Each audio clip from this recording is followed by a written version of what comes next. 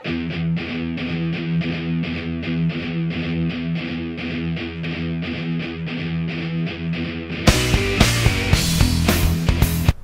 there.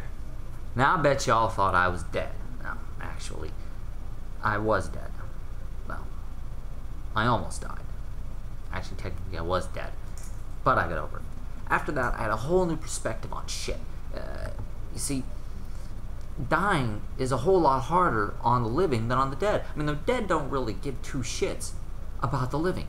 I mean, seriously. I mean, death really only hurts the ones left behind. See, that morning that I almost died, I had this feeling that I was gonna die, a sense of impending doom. Maybe of just premonition. You see, every day out here in the real world is potentially the last day of your life.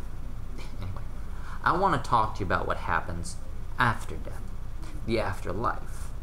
You see, the ancient Greeks, they believed that after you died, you just got on a boat, crossed the river Styx, and went to a place called Hades. Now, see, everyone went to Hades. It didn't matter how good or how bad you were. It was a place where we all just kind of got our groove on, man.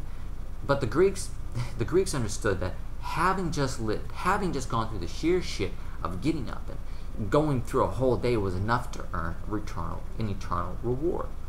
Now, the Italians, they got a whole other way about thinking about life after death. See, there was this Dante guy, and this dude describes hell as a series of circles, 7 circles, where sinners were punished by the torments that reflects their crime. You see, flatterers are buried to their necks in shit, lawyers wear suits that itch all day, and think about it now.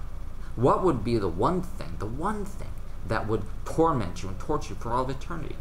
Solitude? Hunger? Your mother-in-law? Having to listen to Britney Spears singing? For me, it's easy, man. To be forgotten. To know that I wouldn't even be remembered, not even 10 minutes after I'm dead. Damn. Now you take this Shona tribe in Africa, where the living communicate with Mahawe, with Muai. That's God. Now, to their dead they talk to their dead, who talks to their dead ancestor, the Bazimo. The Shonas believed that all around the living there was an invisible community of Bazimo, watching and caring for the descendants. But there is also the Argose, evil spirits, the wronged, the neglected, murdered. The Argose would revenge themselves on the family through sudden and horrible deaths.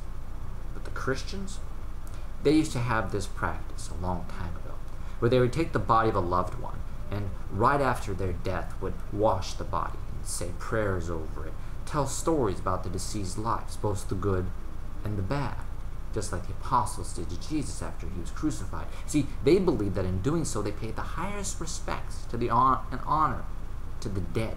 By washing the body, they washed away the guilt and the sins of the dead. By doing so, they communed with their dead. They learned, and they loved, and they let them go. That's the hardest part, isn't it, about living? About anything. Knowing when to let go. When to finally and respectfully walk away. That's the hardest part of anything. So for me, I don't know.